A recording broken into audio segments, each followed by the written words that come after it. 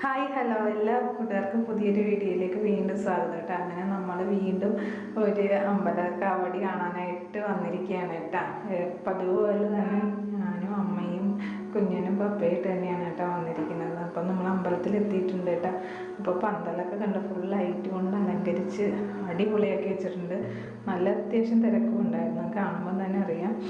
പിന്നെ നമ്മളതൊക്കെ കണ്ടുകൊണ്ട് നിൽക്കുകയാണ് കേട്ടോ. അപ്പോൾ നാടൻ ബാൻഡ് സെറ്റുകാരൊക്കെ പോകുന്നുണ്ടായിരുന്നു കേട്ടോ.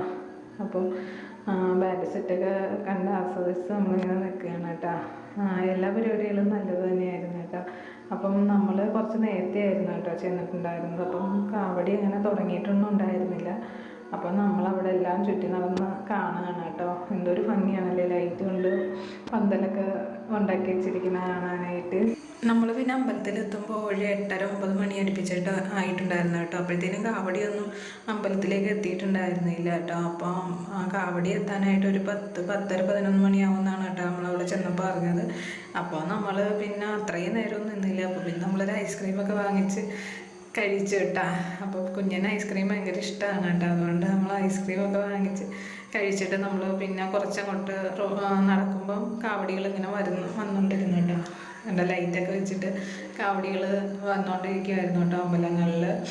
അമ്പലത്തിലോട്ട് അത് വന്നുകൊണ്ടിരിക്കുകയായിരുന്നു കേട്ടോ. അപ്പം കാവടി തുള്ളണതൊന്നും നമ്മൾ കാണാനായിട്ട് നിന്നില്ല എന്ന് വെച്ചാൽ അത്രയും നേരം നമുക്ക് നിൽക്കാനായിട്ട് പറ്റുന്നുണ്ടായിരുന്നില്ല കേട്ടോ. അപ്പോൾ നമ്മൾ തിരിച്ച് വരുമ്പോൾ വഴിയോര കച്ചവടക്കാർ നിറച്ചിട്ടുണ്ടായിരുന്നു. അപ്പോൾ കുഞ്ഞിന് കളിപ്പാട്ടക്കാർക്ക് വാങ്ങിക്കൊടുത്തിട്ടുണ്ടായിരുന്നു കേട്ടോ. അപ്പോൾ അവനാകെ ഹാപ്പിയായി.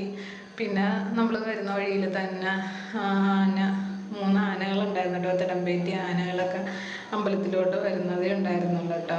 അപ്പം നമ്മൾ ആ കാഴ്ചകളൊക്കെ കണ്ട് ഇങ്ങനെ നിൽക്കുമായിരുന്നു കേട്ടോ. പിന്നെ പൂരം തുടങ്ങുന്നത് രാത്രി 12 മണിയൊക്കെ ആവും കേട്ടോ. അത്രയും സമയമൊന്നും നമുക്ക് കുഞ്ഞുങ്ങളെ കൊണ്ട് നിൽക്കാൻ ബുദ്ധിമുട്ടായതുകൊണ്ട് നമ്മളിങ്ങനെ തിരിച്ച് വീട്ടിലോട്ട് പോകുന്നു കേട്ടോ. അപ്പോൾ നമ്മൾ അമ്പലത്തിൽ നിന്ന് കണ്ടില്ലേ ഈന്തപ്പഴവും പിന്നെ ചീരമുറുക്ക് പിന്നെ തേൻമിഠായിയൊക്കെ വാങ്ങിയിട്ടുണ്ടായിരുന്നു കേട്ടോ. തേൻമിഠായി എന്ന് വെച്ചാൽ എൻ്റെ ഫേവറേറ്റാണ് കേട്ടോ.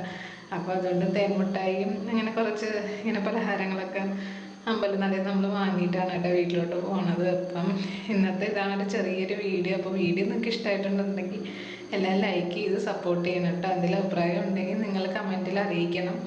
വീട്ടിൽ വന്നോടെ ഞാൻ കുഞ്ഞിക്കാത ഒക്കെ ആയിട്ട് കളിയൊക്കെ തുടങ്ങിയിട്ട് അപ്പോൾ ഇത്